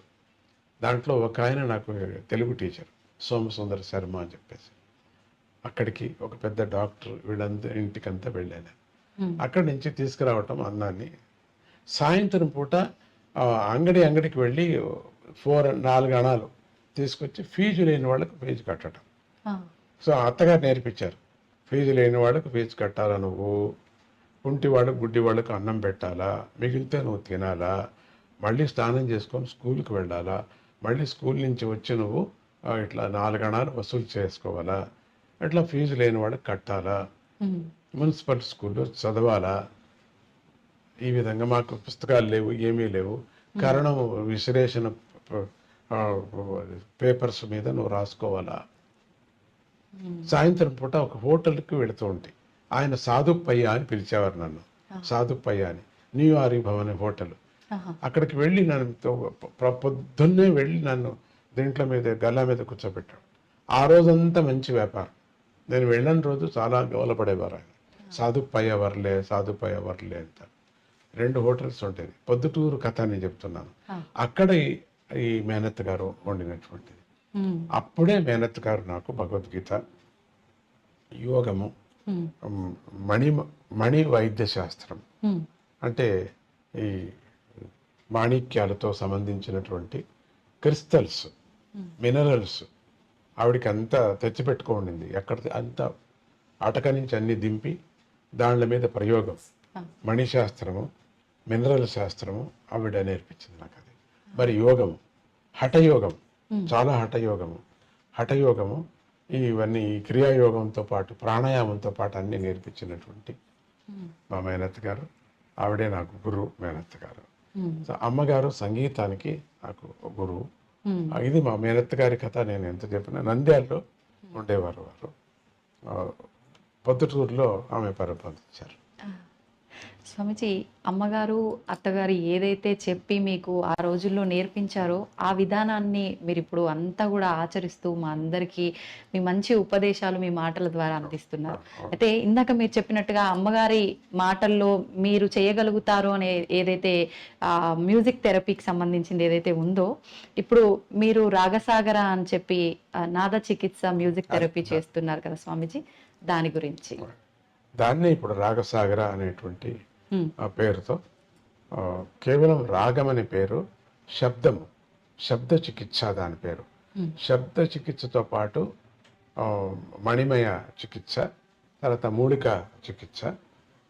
నాన్నగారి నుంచి నేను మూలికా చికిత్స నేర్చుకున్నాను. ఆయన డాక్టర్, మూలికా డాక్టర్, ఆయన వైద్యుడు. ఆయన నుంచి నేర్చుకున్నాను. చిన్న చిన్న గ్లాసులో వేసుకొని పెంచేవారు చెట్లను. అది బోన్సాయ్ అంటే నాకు ప్రేమ వచ్చింది, ఆయన నుంచి నాకు ప్రేమ వచ్చింది. ఇంతట్లోనే పెంచేవారు ఆయన. దాని నుంచి మెడిసిన్స్ తీసి ఆయన పాషాణం చేయటంలో చాలా పెద్ద సిద్ధహస్తుడు. కర్మ దీంట్లో ఎట్లా అంటే పాషాణం ఒక అది కేవలం వాసన చూస్తే ఎలకలు వెళ్ళిపోయేటట్టుగా పాషాణం, అది తింటే కాదు వెళ్ళిపోయేటట్టుగా చేసేవారు. చంపకూడదు అని అదొక నియమం. అది నాకు అది చాలా ఇష్టం. అది ఎట్లా అవుతుంది అది అని నాకు 8 ఏండ్లు వెళ్ళి తినేసాను. బాగా తీగ దాన్ని తేనె వేస్తాడు కదా, తేనె తినేసాను. ఇక అంతే, ఇక నేను 3 రోజులు ఏమీ లేకుండా పోయింది, ప్రజ్ఞ లేకుండా పోయింది. దాంతో ఈ బోన్సాయ్ అంటే నాకు చాలా ఇష్టపడింది తాతగారి నుంచి. సంగీతం అంటే అమ్మ నుంచి నేను దానికి ఇట్లా రాగరాగణి విద్య చెప్పాను కదా, అక్కడి నుంచి తాంజావూరు లైబ్రరీలో ఇప్పుడు లేదు అది పుస్తకం. అక్కడ వాళ్ళకు దొరకటం, వాళ్ళు వినంగా మాటలతో ఇప్పుడు వేదము ప్రింట్ లేదు కదా ఒకప్పుడు, కేవలం నోటి నుంచే వచ్చేటువంటి. తర్వాత ఇప్పుడు ఇటీవల కాలంలో ప్రింట్ వచ్చింది, కానీ మొదట్లో లేదు కదా. అది జ్ఞాపకంతోనే అంతా వచ్చేది. అదే విధంగా రాగరాగణి విద్య కూడా అదే విధంగా రావటం కూడా. శబ్దాలకు తగ్గ రాగం, ఆ రాగాన్ని పరిశ్రమ. ఆ రాగం కేవలం అంతే, అది ఒక రుచిలాగా. ఇప్పుడు పాషాణానికి పిల్లలకి ఔషధి ఇస్తే దాని మీద కోటింగ్ షుగర్ వేస్తారు, షుగర్ కోటింగ్. కానీ ఆ షుగర్ కాదు, అది షుగర్ భావన తినేస్తాం, పిల్లలు తింటారు. ఆ విధంగా దీనికి రాగరాగని విద్యకు ఒక రాగం ఒకటి పెట్టాం, కోటింగ్ అంతే. ఈ రాగం మాత్రం కోటింగ్, కానీ అసలైంది శబ్దం. ఊరికే శబ్దం వినిపిస్తే వినరు కదా, బోరు. దాన్ని కొంచెం రాగరాగంగా వినిపిస్తే అందుకని రాగరాగిణి విద్య అని చెప్పేసి పూర్వం చేసేవారు. నేను చెప్పాను కదా, పూర్వం అసలు దీపాలు వెలిగేవి,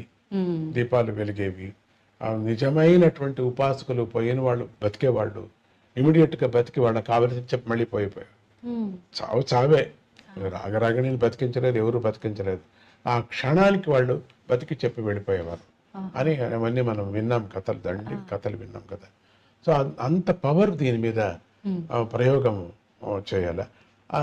వీణ మీదనే, సితారు మీదనే చేసేది అని ఉండింది. అది చాలా కష్టపడేవాడిని. సితారు, వీణ, హార్మోనియం మీద చేయటం అనేది బాగలేదు అని చెప్పేసి పరమాత్ముడు నాకు ఈ ఒక ఎలక్ట్రానిక్ సాధన సడన్గా ఇచ్చాడు. మళ్ళీ చేయలేదు, ఇక చేయలేరు, అట్లా ఇచ్చారు. ఇది ఇంతవరకు చేయలేదు, మళ్ళీ చేయరు, అటువంటి ఒక వాద్యం దొరికింది. దాంతో ఎవరు ఇది వాద్యమా, ఇన్నేళ్లకు ఇంకా పెట్టుకున్నారా అంటారు. అటువంటి వాద్యం దాంట్లో మాడిఫై చేసి ఎలక్ట్రానిక్ ఇది ఎంతెంత ఉపయోగించుకోవాలో ఆ విద్యను అంత ఉపయోగించుకొని దీన్ని చేయటం జరుగుతున్నది. ఆ విద్య దాంట్లో ఈ రాగం ఇప్పుడు నాడుల మీద ప్రతి ఒక్కటి మాట్లాడేటప్పుడు, ఇప్పుడు మీరు కారులో కూర్చొని వెళుతున్నప్పుడు ఇట్లా పైనుంచి కిందికి ఇటు వెళ్ళేటప్పుడు చూస్తే ఆ గాలికి, ఆ ఒత్తిడి గాలికి పొట్టంతా ఒక మాదిరి హాయిగా ఉంటుంది. ఆ కింద నుంచి పైనకి ఇటు వెళ్ళేటప్పుడు ఆ సెకండ్ ఆ ఫీలింగే వేరే ఉంటుంది. ఎంత పొట్ట నొప్పి ఉన్నా, ఎంత తలకాయ నొప్పి ఉన్నా కూడా మళ్ళీ అట్లే దిగాల అనిపిస్తుంది. మళ్ళీ ఆ కారు అట్లే దింపుతావా అనే పరిస్థితులు ఉన్నాయి. ఎంతో మంది చేశారు కూడా. అట్లా దిగేటప్పుడు ఎంత హాయిగా, ఆ క్షణం ఎంత హాయిగా ఉంటుందో చూడండి. అదే మాదిరిది డౌన్కి దిగి కొంచెం పైకి ఎక్కేటప్పుడు, డౌన్ నుంచి వచ్చేటప్పుడు ఆ గాలి ఒత్తిడికి, ఆ శబ్దానికి, ఆ శరీరంలో కలిగినటువంటి ఒక భావన, ఆనందం టాయని కలుగుతుంది కదా. అది ఆ శబ్దము ఒత్తిడి, వాయు ఒత్తిడికి. సో అదే విధంగా దీన్ని 24 hours చేస్తున్నారు స్వామీజీ అంతే. అది ఒక క్షణం మాత్రం అవుతుంది, ఇట్లా వెళ్ళి ఇట్లా వచ్చేటప్పుడు. దీన్ని మాత్రం 24 గంటలు చేయాలని చెప్పేసి అది చేయటం రాగరాగని విద్యలు. అది కొత్తగా చెప్తున్నా మీకు. దీన్ని ఎక్కడ నేను చెప్పలేదు, ఇప్పుడు ఈ టీవీకే కొత్తగా చెప్తున్నాను. అది ఆ పద్ధతినే దీంట్లో. అక్కడ డౌన్ నుంచి ఇట్లా డౌన్కి వచ్చి పైకి ఇట్లా కొంచెం పైకి ఎక్కేటప్పుడు ఏ విధంగా ఫీలింగ్ ప్రతి పిల్లలకు, ప్రతి పెద్దవాళ్ళకు కూడా అవుతుంది. కడుపు శూలం ఉండిన వాళ్ళకు కూడా ఆ సమయంలో ఆనందాన్ని అనుభవిస్తారు. చాలా బాగుంటుంది, తలకాయ బాగుంటుంది. ఆ క్షణం, ఆ 3 నిమిషాలు ఉండిన క్షణం ఇంకా మళ్ళీ లేదు, అట్లా అనిపిస్తుంది. సో అది 24 గంటలు చేస్తున్నారు స్వామీజీ. ఆ విధంగా చేయటం. నర్వ్స్ మీద ఒక పొర ఉంటుందమ్మా. మెడికల్ ప్రకారంగా చాలా చెప్తాను దాన్ని. ఏ ఆహారం తీసుకోవాలా, ఏ విటమిన్స్ తీసుకోవాలా, ఎందుకు ఎట్లా ఉండాలా, పొద్దున్న లేస్తూనే ఏం చేయాలా, ఇవన్నీ కూడా మనకు రాగరాగని విద్య ముందుగా వాళ్ళకి తెలపడం జరుగుతుంది. ఇట్లా ఉండాలా, మీరు డాక్టర్ టెస్ట్ చేయించుకోవాలా, బ్లాకేజ్ అయితే ఏం చేసుకోవాలా, పొట్టనొప్పి అయితే అన్నీ మనమే సొంతంగా ఏమేమి చేసుకోవాలా, కొంత ధైర్యం. దీనికి లొంగకపోతే మనం డాక్టర్ దగ్గర వెళ్ళాలా, డాక్టర్ దగ్గర వెళ్ళి మీరు ఈ శబ్దాన్ని వింటే మంచిది అని. చాలా పెద్ద విద్య అమ్మా ఇది. చూడటానికి చిన్నదిగా మనకేదో కనపడుతుంది, చాలా పెద్ద విద్య ఇది. నేను ఎవరికి నేర్పలేను, అది కష్టం నాకు, అది నాకు తెలియదు. అది కృష్ణుడు తన పుల్లంగం ఎవరికి నేర్పలేదు, కృష్ణుడు తన మాయను ఎవరికి నేర్పలేదు, కృష్ణుడు తన విశ్వరూపాన్ని ఇంకొకరికి నువ్వు కూడా చేయరా అనలేదు, తాను ఒకడే, అంతటితో అయిపోయింది. అది తన విశ్వరూపాన్ని ఇంకొకరికి చెప్పలేదు. అట్లా నా పరిస్థితి ఉంది. అది కొన్ని మెడిసిన్స్, కొన్ని డాక్టర్స్ చెప్పలేరు, వాళ్ళే కనిపెట్టినటువంటిది, వాళ్ళు ట్రైనింగ్ కూడా ఇవ్వలేరు. అది అప్పటికి కుదిరింది అంటారు, మళ్ళీ ప్రయోగం చేస్తే అది కుదరదు వాళ్ళకి. అది అది మాత్రం అప్పుడు కుదిరింది అంట. అది అమృతం. మాటిమాటికి చిలకలేరు కదా దేవతలు రాక్షసులు, మాటిమాటికి చిలకలేరు, మాటిమాటికి కుర్మావతారం కాలేదు, మాటిమాటికి ధన్వంతరి పుట్టాడు కదా, ఒకేపారి పుట్టింది అది. ఒక చుక్క తాగితే చాలు అని చెప్పారు. ఒక సముద్రం తాగాల్సిన పని లేదు అమృతము. తీర్థం కూడా అంతే, ఇంతే తాగాల. ఇక్కడికి మాత్రం గొంతు మాత్రం నానాల. అక్కడి నుంచి కిందికి తానే ఇక్కడికి వెళ్ళి ఇక్కడ ఒక గ్రంథి ఉంది, శాలిగ్రామం, దీని మీద పడుతుంది, విష్ణు శాలిగ్రామం మీద. ఈరోజు ఏకాదశి, చాలా అద్భుతమైన రోజు. మీతో నేను మాట్లాడుతున్నా, ఇక్కడ పడుతూనే కృష్ణ కృష్ణ, ఇక్కడ పడుతూనే మన శరీరం అంతా కూడా అకాల మృత్యుహరణం, సర్వవ్యాధి నివారణం, సమస్త దేవతా పాదోదకం పావనం శుభం అని అంటూ తీసుకోవాలి మనం. మనకు అన్ని వ్యాధులు నివారణ అయ్యేటువంటిది ఆ తీర్థం. ప్రతిదినము మనం శాలిగ్రామ తీర్థం తీసుకోవాలి. ప్రతిదినము మనం ఉండిన చోటనే తిరగాలి. యాని కాని చ పాపాని జన్మాంతర కృతాని చ. మనం అక్కడక్కడే తిరిగి పరమాత్ముడు అన్ని దిక్కులు ఉన్నాడు, ఒక దిక్కులు కాదు అన్ని దిక్కులు ఉన్నాడు అనే ఒక దృష్టితో మనము ప్రదక్షిణ పదే పదే అని సాష్టాంగ నమస్కారం చేయాలి. మనకి 8 అంగాలు, ఈ 8 అంగాలు 8 పుష్పాలు కూడా పరమాత్మునికి అర్పణ చేయాలి. ఆడవాళ్ళు పంచాంగం 5 అంగాలు మాత్రమే నమస్కారం చేయాలి ఆడవాళ్ళు. మగవాళ్ళు పూర్తిగా నమస్కారం చేయాలి అని చెప్తారు. దాని నుంచి ఆరోగ్యం కూడా, సూర్య నమస్కారం చేయమంటారు. సూర్య నమస్కారం నుంచి ఆరోగ్యం కూడా వస్తుంది. ఒకదానికి ఒకటి లింక్ దండిగా ఉందమ్మా ఈ సంగీత రాగరాగిణి విద్యలో. అయితే స్వామీజీ, ఇది సుమారుగా 2 నెలల నుంచి తెలుగు రాష్ట్రాల్లో జరుగుతూ వస్తుందా స్వామీజీ ఈ థెరపీ అనేది, మ్యూజిక్ థెరపీ అనేది?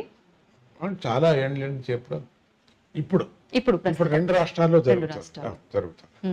ఇప్పుడు ఈ సద్యానికి ఇక్కడ ఆంధ్ర రాష్ట్రం ముగిస్తే స్వామీజీనే ప్రతిష్ఠ చేసిన ఆలయాలు ఉన్నాయి కొన్ని, 16 ఆలయాలు, 16 నక్షత్రాలు దత్తాత్రేయుడికి, 9 పాదుకా క్షేత్రాలు, అంటే దత్తాత్రేయుడు యొక్క పాదుకా క్షేత్రాలు. వాళ్ళకి కావలసిన ఆలయం పక్కలో కట్టుకున్నారు. దత్తుడే అని కాకుండా పక్కలో అమ్మవారిది కట్టుకున్నారు, సూర్యుడిది కట్టుకున్నారు, సుబ్రహ్మణ్య స్వామి. వాళ్ళ ఇష్టం, వాళ్ళకి ఏం కావాలో వాళ్ళకి చేసి పెట్టడం జరిగింది. అక్కడ ఒక గ్రూప్, అందరూ ఒకేపారి మైసూరుకి రావడానికి వీల్లేదు. వచ్చిన స్థలం పెద్ద ఫీల్డ్ కావాల్సి వస్తుంది, అదొక పెద్ద తాపత్రయం. అందుకని అక్కడక్కడ చేయటం జరిగింది. ఇప్పుడు ఈ యాత్ర 1 నెల అయిపోయింది. ఇప్పుడు చేస్తుంది అంతా ఒక్కొక్క రోజు 1 నెల అయిందని అన్న. ఇప్పుడు 1 నెల 1 రోజు అయింది. భగవంతుడు మా అందరికి కూడా ఆరోగ్యాన్ని ఇచ్చాడు.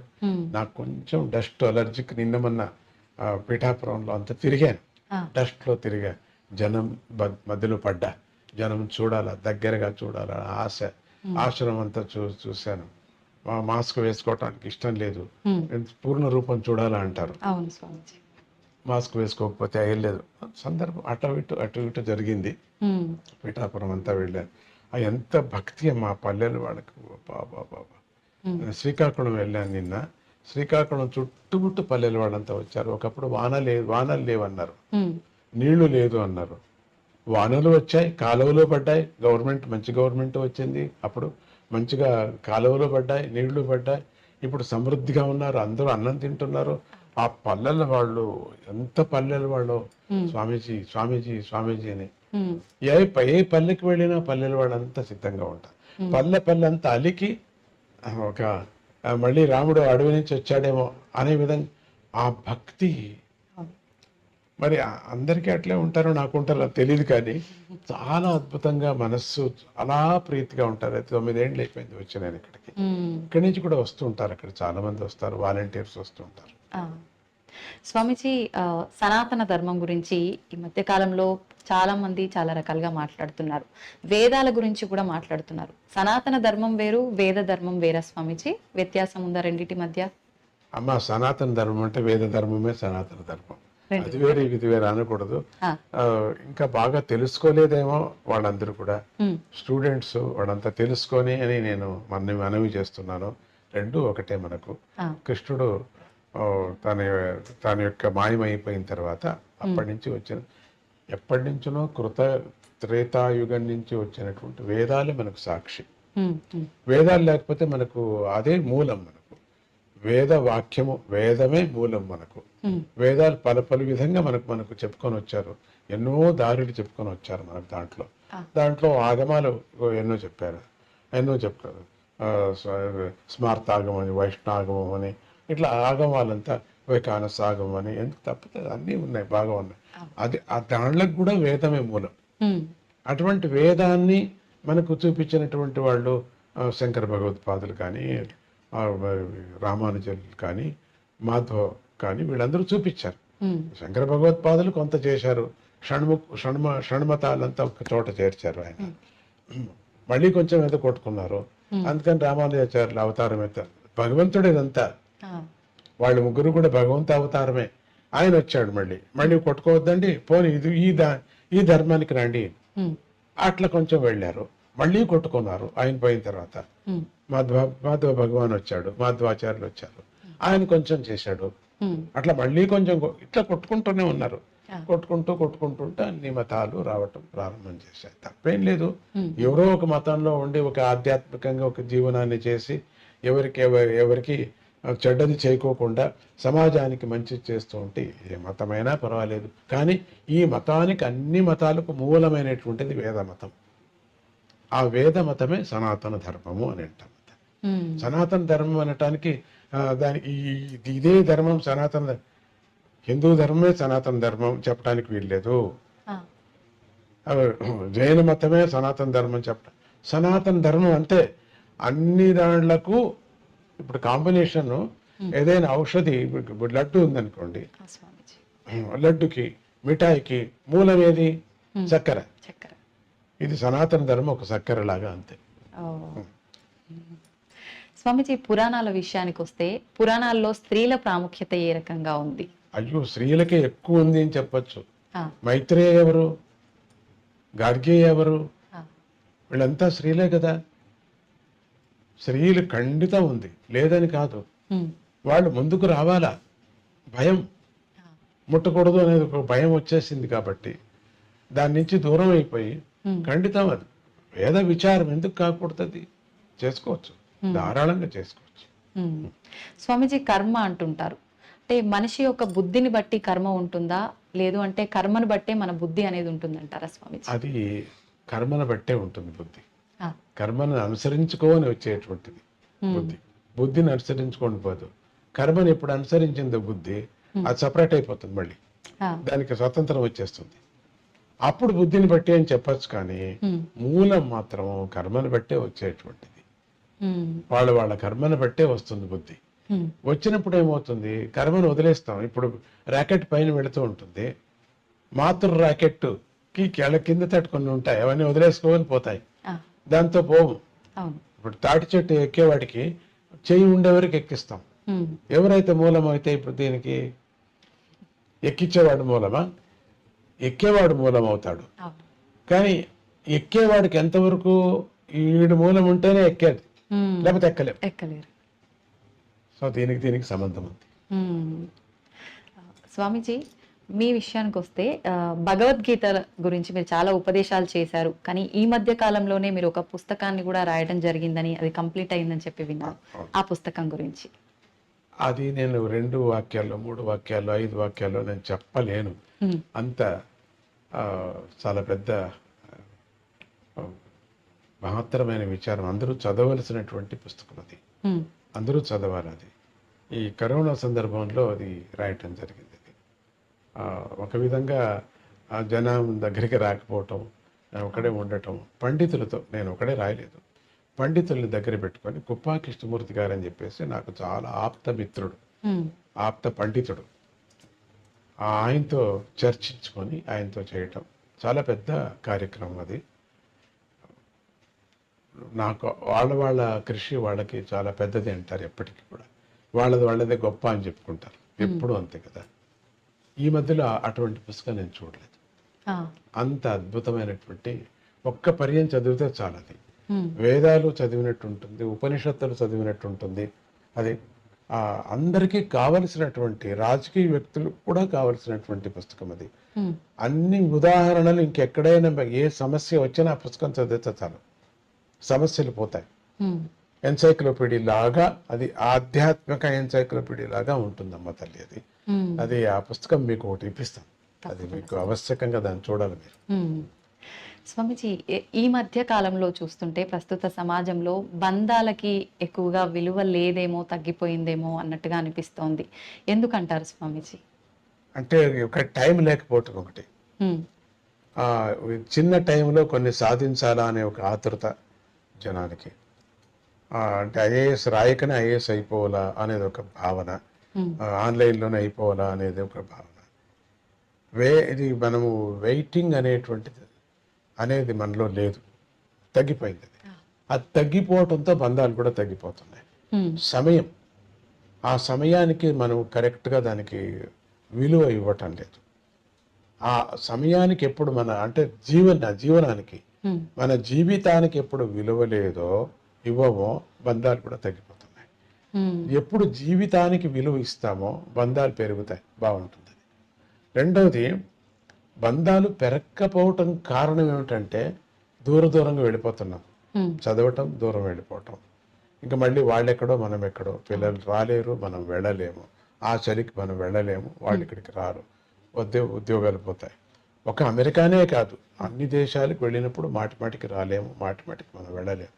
కాబట్టి దీంతో ఏమవుతుంది, అమ్మమ్మ, నాన్నమ్మ, బాపాయ్ ఇవన్నీ తగ్గిపోతున్నాయి, బంధాలు తగ్గిపోతున్నాయి. ఎప్పటికెప్పుడు ఇప్పుడు ఎక్కడెక్కడ ఎవరు మాత్రమే ఉన్నామో వాళ్ళు మాత్రమే బంధాలేమో అని చెప్పుకోవచ్చు. వాళ్ళందరూ స్నేహితుల్లాగా తయారైపోతున్నారు. ఎప్పుడో రావటం, మనకు అంత ప్రేమ పుట్టదు. పిల్లలు చూసినప్పుడు కూడా ముసలాళ్ళకి అంతగా పుడతావు, ఎందుకంటే దగ్గర పెరగలేదు కదా, వాళ్ళు అమ్మమ్మ దగ్గరికి పెరగలేదు. ఈ వాతావరణం చూసి చాలా ఆనందపడి పోతున్నారు, కానీ అమ్మమ్మ మీద పడటంలే. ఫెసిలిటీస్ చాలా ఆనందంగా ఉంది, అక్కడ పోతే అక్కడ ఆనందంగా ఉంది, ఇక్కడ పోతే వస్తువుల మీద ఆశ ఎక్కువ పెరిగిపోయింది, కాబట్టి బంధాలు తగ్గిపోతున్నాయి. అంటే చిన్నప్పటి నుంచే పిల్లలకి మనం ధర్మాన్ని ఆచరించడం కనుక నేర్పిస్తే అంతా మన సంస్కృతి సాంప్రదాయాల్ని, మన సంపదని మనం కాపాడుకునే వాళ్ళం అవుతా ఉంటారు. అందుకే కదా భగవద్గీతని పట్టుకున్నాం. ఆచరించడం అంటే ఏంటి స్వామీజీ? ఎలా ఆచరించాలి? ధర్మాన్ని ఆచరించడం అంటే ఏంటి? ఆచరించడం అంటే ఇప్పుడు స్వామీజీ ఏమి నేర్పిస్తున్నారో భగవద్గీత, దాన్ని నేర్చుకుంటే ఆచరించడం లెక్క. చెప్పవలసిన పని లేదు. భగవద్గీత చదువుతున్నాం, దాని అర్థం తెలుసుకుంటే అది ఆచరించడం, ధర్మం ఆచరించే పని అయిపోతుంది. అదంతకదే బంధాలు పెరుగుతాయి. అమ్మ అంటే ఎవరు, నాన్న అంటే ఎవరు చెప్పవలసిన పనే లేదు. అందుకని ఇండైరెక్ట్ గా నేను దీన్ని పట్టుకున్నాను అంతే. నేను డైరెక్ట్ గా ఇట్లా చెప్పండి, ఇట్లా చేయాలంటే ఎవరికి ఇష్టం లేదు. పోనీ ఇచ్చేయి అంటే దాంట్లో ఉంటుంది, అది పట్టుకుంది. అంటే మీరు అన్నట్టు ఏదైనా సూటిగా చెప్తే వినరు, వేరే విధంగా చెప్పాలి, అదే దాన్నే నేను పట్టుకున్నాను.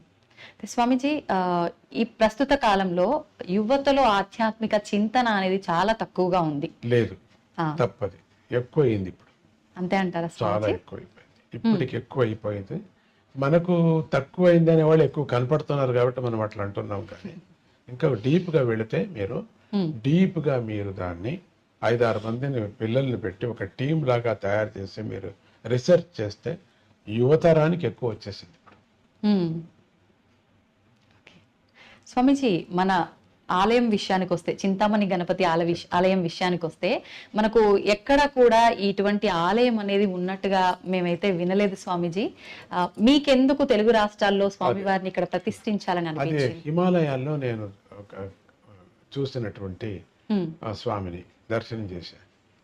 అది దగ్గర వెళ్ళి హిమాలయానికి వెళ్ళినప్పుడు నేను కింద ఉంటుంది అది, అక్కడికి వెళ్ళినప్పుడు జమ్మూ కాశ్మీర్ దగ్గర ఉంది. వెళ్ళినప్పుడు స్వామిని చూసినప్పుడు అంతే అనుకున్నా. అప్పుడు ఎందుకు ఇక్కడికి రావాల్సి వచ్చింది, ఆ గణపతి ఇక్కడ కనపడ్డాడు మానసికంగా. అందుకని అక్కడ ఆ చింతామణి చింతలు తీరుస్తాయి, ఆశలు తీరుస్తాయి. వెళ్ళి దాన్ని ఏం చేశారు, చింతామణి పేరు పెట్టుకున్నారు. కానీ ఆ కాశీలో అప్పుడు అనిపించింది స్వామికి, ఇది మనం తెలుగు రాష్ట్రాల్లో మనం ఇక్కడ పెడితే బాగుంటుంది, ఇక్కడ ప్రతిష్ట చేస్తే బాగుంటుంది అనుకున్నాను అంతే. దానికి కావలసిన శిల్పం అది అంతా నేను అనుకోలేదు. ఒక బండరాయిని ఒక శిల్పి దగ్గర చూస్తే స్వామి గణపతి లాగా కనపడుతుంది, అయితే చెయ్యి, దాన్నే చెయ్యి ఆ, అంతా వాడి యొక్క కృపతో ఈ గణపతిని ఇక్కడ రావటం, మనసులో మూడటం, వీళ్ళందరికీ కూడా మంచిది కలగాలనే దృష్టితో తెలుగు రాష్ట్రాల్లోనే పెట్టాలని తానే చెప్పాడు. ఉమ్, గణపతినే నా మనస్సులో ప్రేరేపణ చేశాడు, తీసుకొచ్చి పెట్టాడు. 32 గణపతుల విశిష్టత స్వామిజీ. ముద్దుగల గణపతిలో 32 గణపతుల యొక్క మహిమను చెప్పుకొని పెడతారు. ఉమ్, ఒక్కొక్క గణపతిని ఉపాసం, మనమంతా కోరికలు వాళ్ళే కదా, మనుషులందరూ కోరికలు వాళ్ళే. ఉమ్, ఒక్కొక్క 32 కోరికలు తప్పితే ఇంకేం లేవు. తిరగవేస్తే ఇచ్చినా కూడా అన్నీ ఉన్నాయి. ఉమ్, లెక్క వేసేస్తే ఎవరెవరికి ఏ దురాశ కానీ, ఎంత ఆశ కానీ, మంచి ఆశ కానీ, అవును. చెడు ఆశ కానీ అన్నీ ఒక పట్టీలాగా రాస్తే ఉమ్, అయ్యే 32 మా గ్రూపులు అవుతాయి అంతే. ఉమ్, 32 గ్రూపులు అవుతాయి. ఆ 32 గ్రూపులకు కూడా ఆ ఆశ తీరేటట్టుగా ఆ స్వామిని ముద్గల పురాణంలో తానే ఆ 32 వేషాలతో వచ్చి కాశీరాజుని భ్రమించి, కాశీరాజు తన యొక్క రాజ్యంలో తాను ఉండిపోతాడు, శివుడి యొక్క రాజ్యంలో తాను ఉండిపోతాడు, వరం ఇస్తాడు ఉండు అని. కానీ శివుడికి మాత్రం అక్కడ ఉండాలనిపిస్తుంది. ఆ, దివోదాస్ అని ఆయన పేరు. ఆ దివోదాసుకు ఉండాలనిపిస్తుంది. ఆ దివోదాసు ఉండిపోతాడు అక్కడ, కాశీ వదలడు. ఉమ్, శివుడికి మాత్రం కాశీ రావాలి. ఎందుకు? కాశీ మోక్ష ప్రధానమైనటువంటి, అన్ని ప్రళయం వచ్చినా కూడా త్రిశూలంలో పట్టుకుంటాడు. అటువంటి క్షేత్రాన్ని బోళాశంకరుడు కదా ఆత్మలింగాన్ని రావణుకి ఇచ్చేశాడు, తన రాజ్యాన్ని కూడా ఇచ్చాడు, తన ప్లేస్ అది ఇచ్చేశాడు. అప్పుడు మళ్ళీ అనిపించింది రావాలని. ఆ దివోదాసుని దూరం చేయటానికి ఈ గణపతి నేను చేస్తాను నాన్న అని చెప్పి 32 వేషాలతో అక్కడున్న తమో గుణంతో ఉండినటువంటి జనం, వాళ్ళందరూ సత్వగుణం అయితే వదిలేసేవాడు, తమో గుణంతో అహంకారం వచ్చేసింది వాళ్ళకు. వాళ్ళందరినీ తొలగించటానికి, వాళ్ళకు ఉండినటువంటి ఆశలు తీరుస్తానని యంత్ర మంత్ర ధూపాలతో, ఈ అవతారాలతో వాళ్ళందరికీ చంచలం పట్టించి వాళ్ళకి నిజమైనటువంటి మార్గాన్ని తప్పించేసి, దివోదాసు కొనాకు వెళ్ళిపోతా, నాకు వద్దు ఇదేని. అప్పుడు శివుడు వస్తాడు అక్కడికి. ఇది కథ అది. అందుకని 32 గణపతుల అవతారము వినాయకుడు చేసినటువంటి అవతారం. స్వామిజీ, మానవుల విషయానికి వస్తే కోరికలు సహజమే మీరు అన్నట్టుగా, కానీ పుట్టుక చావు అనేది కూడా అది సహజము, ఎవరికైనా తప్పదు అన్న విషయం తెలుసు, అది వాస్తవం.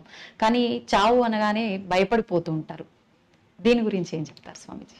ఎందుకంటే ఈ బంధం ఎక్కువ, దీని మీద ఆశ కదా, అందుకని ఈ ఆశను వదిలేసిపోతామే అని ఒక భయం, అందుకని అది ఈ సోఫా వదిలేసిపోతున్నాం, ఈ టీవీ వదిలేసిపోతున్నాం, ఈ గడియారం వదిలేసిపోతున్నాం, ఈ ఫోన్ వదిలేసిపోతున్నాం అని ఒక బెంగ, ఇవన్నీ వదిలేసిపోతాం. అందుకని భయం, చావు అంటే భయం. రెండోది, చచ్చేవాడిని అడిగితే బాగుంటుంది, కానీ వాడు వచ్చి చెప్పడు కదా. వచ్చిందా యముడు కనపడతారు, వాడుకు దూతలు కనపడతారు, అందుకని భయం. చనిపోవడానికి స్వామిజీ ఆ క్షణంలో కనపడతారు కాబట్టి భయం. ప్రాణ ప్రయాణ భవభీతి సమాకులస్య దీనస్య కృపయా తవ ఆగతస్య. అది అప్పుడు ప్రయాణం అయ్యేటప్పుడు, ప్రాణ ప్రయాణం అయ్యేటప్పుడు భీతి ఎక్కువ ఉంటుంది. అందుకని మామూలుగా కొంతమందికి ప్రాణము 9 ద్వారాలు ఎక్కడ పోతుందో తెలియదు, పటక్కన పోతుంది. జ్ఞానులకు మాత్రం ఇక్కడ పోతుంది, పోకపోయినా పగలు కొడతారు, కపాలంలో పోవాలా అని చెప్పేసి పగలు కొడతారు. కాబట్టి అప్పుడు అందరికీ కూడా ఈ ప్రపంచం మీద ఎక్కువ ఆశ ఉంది కాబట్టి దీన్ని వదలకోకుండా, బంధువుల మీద ఆశ ఉండదు, థింగ్స్ మీద, డబ్బు మీద ఫస్ట్. బంధువుల మీద ఓన్లీ 1% ఆర్ 2% అంతే. మిగతాదంతా 99 భాగాలంతా థింగ్స్ మీద, తిండి మీద, ఇవన్నీ వదిలేస్తున్నామని భయం. అవును స్వామిజీ, భక్తి అంటుంటారు. నిజంగా భగవంతుడి విషయంలో చూపించే భక్తి ఏ రకంగా ఉండాలి స్వామిజీ? భక్తి అంటే సమర్పణ భావం. రెండవ థాట్స్ లేనటువంటిది, నమ్మకం. ఇప్పుడు బస్సు నడుపుతున్నాడు, ఏ నమ్మకం మీద మీరు కూర్చున్నారు? పడవ నడుపుతున్నారు, ఏ నమ్మకం మీద మీరు కూర్చున్నారు? నమ్మకం. యాక్సిడెంట్ చేయొచ్చు వేరే విచారంగా, అది వేరే. అంత నమ్మకము నీకు. ఒక డ్రైవర్ మీద 45 మంది ప్రాణం ఎట్లా నమ్ముకున్నారో అన్ని పోతాయి. ఇప్పుడు యాక్సిడెంట్ ఏం కాదు కదా, ఏదో సందర్భానుసారంగా ఎట్లా నమ్ముకున్నామో ఆ నమ్మకమే భక్తి. అటువంటి భక్తిని పరమాత్మ మీద పెట్టాలి.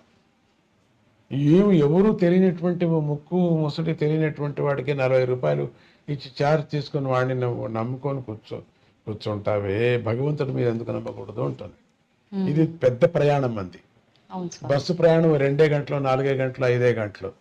ఈ మన ప్రయాణం, మనిషి ప్రయాణం జీవమాన పర్యంతరము.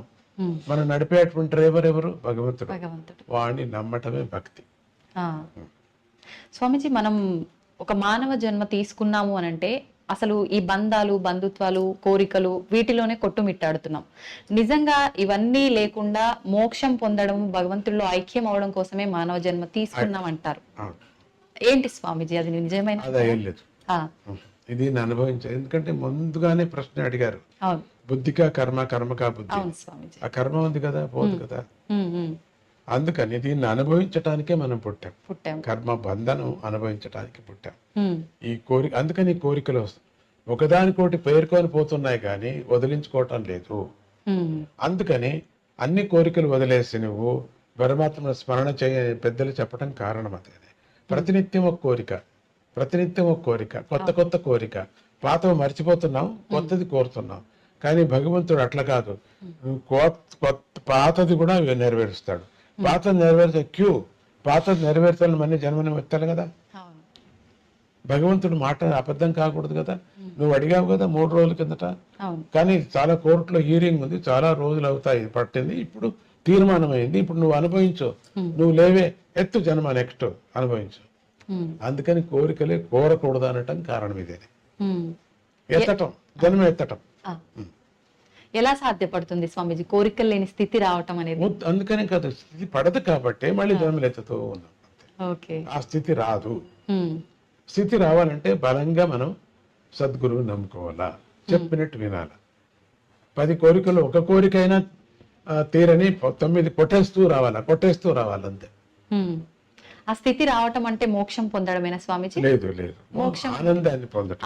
మోక్షం అంటే ఆనందం కదా, ఆనందాన్ని పొందడం. మీరు అది కావాలి ఇది కావాలంటే అయ్యలేదు. కోరికలు తీరాలా, హ్యాపీగానే ఉండాలా, అక్కడ కూడా హ్యాపీగా ఉండాలంటే వీలు లేదు. మనం చేసింది అక్కడ ఉంటుంది. అంటే మనం ఒక మనిషిగా ఉండి ఈ కోరికలు తీర్చుకుంటూ మళ్ళీ జన్మ రాకుండా ఉండాలి అని అంటే ఒక వ్యక్తి చేయాల్సిన కార్యం ఏంటి? అదే గురువుని ఆశ్రయించాలా, గురువు చెప్పినట్టు వేదాంత వాక్యాన్ని వినాలా, ప్రాక్టీస్ చేయాలి. గృహస్థుడుగా ఏం చేయాలో ఆ ధర్మాన్ని చేయాలి. అంత మాత్రమే పాపం అది. అంత మాత్రం, దాంట్లో కూడా పాపం ఉంది, అంత మాత్రమే పాప పుణ్యాలు. అంత మాత్రంతోనే తృప్తిగా ఉండాలా. అది జీవనంతో శాంతిగా సమదృష్టితో ఉండాలా. ఊహపోహలు ఉండకూడదు. ఊహపోహలు ఒకరోజు నిజమైపోతాయి. అందుకని ఊహపోహలు కూడా ఉంటే బాగుండు, ఒకరోజు అయిపోతావు. ఊహలు కూడా లేదు. పరమాత్మనే భజిస్తూ ఉండాలి. అదే ఊహ. భగవంతుడిలో చేరాలి. అది మంచి మంచి కథలు, మంచి మంచి విచారాలు వింటూ ఉంటే దాంట్లో విహరిస్తూ ఉంటాయి. రేపు పొద్దున్న నీకు అదే కళ కనపడుతూ ఉంటుంది. మీరు పరీక్ష చేసి చూడండి మరి కావాలంటే. అదే ఊహలో ఉంటే ఇదే కనపడుతుంది మనకు. మళ్ళీ అదే కావాలి, మనకు అదే కావాలి, ఇట్లే ఉండాలి, అట్లే ఉండాలి అనిపిస్తుంది. ఈ ప్రపంచంలోనే ఉంటూ మోక్షం కావాలంటే ఎట్లా అవుతుంది? ఇంపాసిబుల్. అంటే ఖచ్చితంగా మనం జన్మ తీసుకుంటూనే ఉంటాం కానీ అదైతే సాధ్యపడదు. కోరికలు కోరుతున్నాం కాబట్టి. అవును, కోరికలు లేకుండా ఉండాలి మనం. అప్పుడు జన్మ తగ్గుతుంది. ఒకే రోజు తగ్గదు, ఒకటోటిగా పోతూ తగ్గిపోతుంది. స్వామీజీ, మనం చేసే కర్మను బట్టే మనకు జీవితం ఉంటుంది కదా మీరు అన్నట్టుగానే. ఇప్పుడు కానీ కొంతమంది చెప్తూ ఉంటారు స్వర్గం నరకం ఉంటుంది, మనం ఖచ్చితంగా దానికి సంబంధించి ఆ మూల్యాన్ని చెల్లించుకోవాల్సి ఉంటుంది అని చెప్పి. నిజంగా అవన్నీ నమ్మొచ్చు అంటారా? ఖండిత. ఇప్పుడు ఎందుకు నమ్ముతారైతే? కోర్టు కచేరీ ఉంది కదా ఇప్పుడు. ఎందుకు నమ్మాలి మనం? ఎవరు చేశారు ఇది? మనవాళ్ళు చేశారు కదా. ఎవరు మీరు? మనుషులే కదా. ఎవరు సంవిధానం చేసుకున్నారు? మనుషులే కదా. ఎవరు ఈ తీర్మానం చేశారు మంచిది చెడ్డదని? మనుషులే కదా. అట్లానే మంచిది చెడ్డది చేసిన వాళ్ళు ఆ దేవతలు మనకు చేశారు కాబట్టి ఇక్కడ నువ్వు తప్పించుకోవచ్చు, చాలా కష్టపడి తప్పించుకోవచ్చు. ఈరోజు ఏదేదో అందరిని చంపిన వాళ్ళంతా హాయిగా తిరుగుతున్నారు, తప్పించుకున్నట్టే కదా లెక్క వాళ్ళు. అయితే పరమాత్ముడి దృష్టిలో తప్పించుకోరు వాళ్ళు. వాళ్ళు అక్కడ ఉంది, అక్కడ అనుభవించక తప్పదు. స్వామీజీ, భగవంతుడికి సేవ చేయడంతో సమానమైనది మానవ సేవే అని అంటుంటారు. నిజంగా మానవుడికి సేవ చేసుకుంటే భగవంతుడికి సేవ ఖండితం. ఒకటి చేసినట్టు. నొప్పి పడిన వాటికి నీడీ పర్సన్కి అన్నం పెట్టడం మంచిదే కదా, ఒక కుక్కకి అన్నం పెట్టడం కూడా మంచిదే కదా. అది అన్ని దానిలోనూ పరమాత్మని చూడు అనే భావన ఎవరికి వచ్చిందో వాళ్ళు మానవ సేవ చేస్తున్నారు.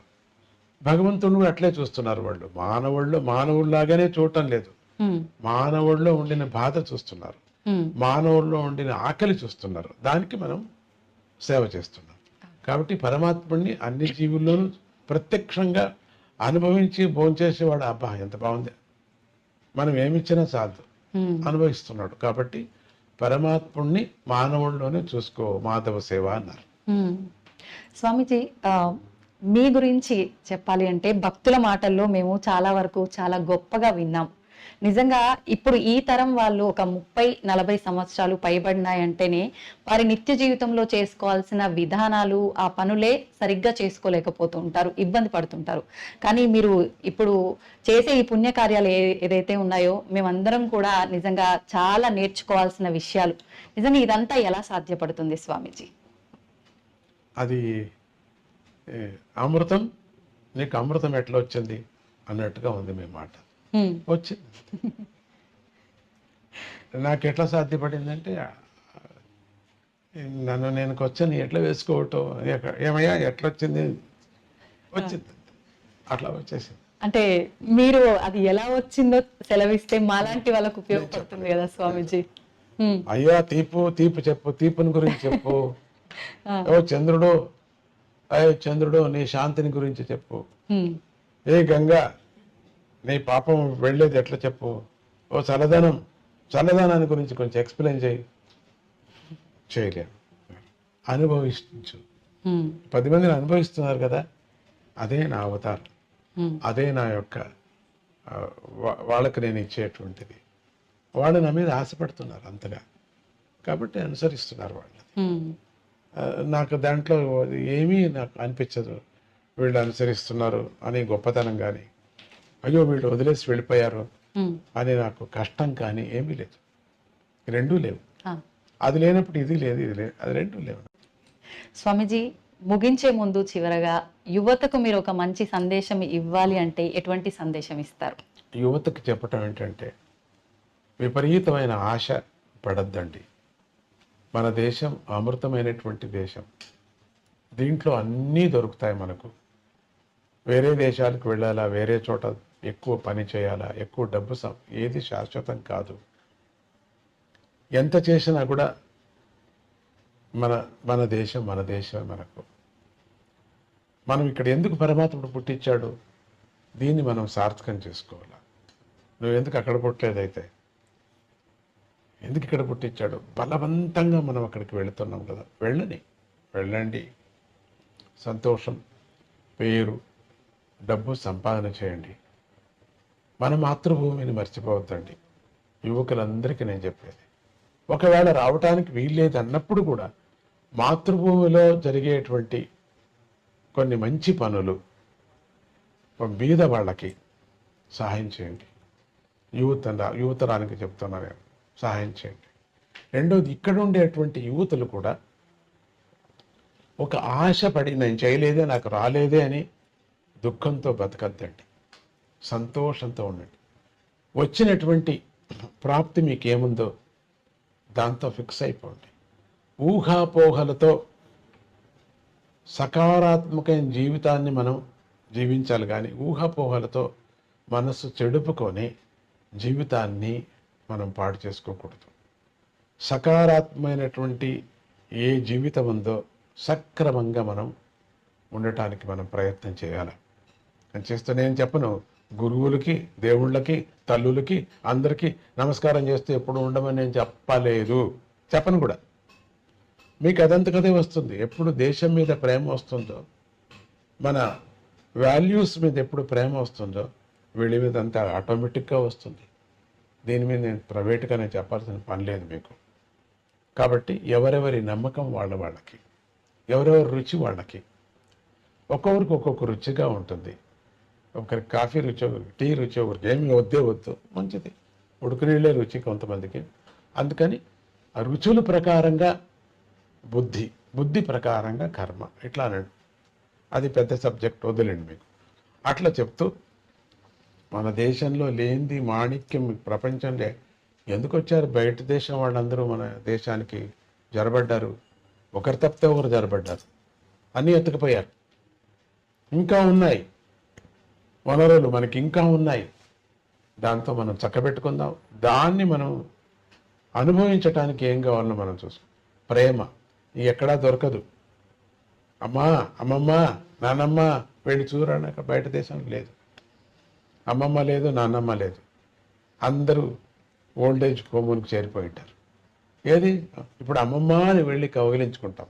ఏది వాళ్ళకి అమ్మమ్మ లేదు, ఏమీ లేదు. ఎంత అనుబంధాలు ఉన్నాయి ఇక్కడ, ఎంత ప్రేమ ఉంది ఇక్కడ, మరి ఎంత మంచి పంట పండుతుంది మనకు, ఎన్ని అభిమానాలు ఉన్నాయి మనకు, ఒకరికొకరు స్నేహ హస్తం సహాయం చేయాలనేది ఉంది మనకు.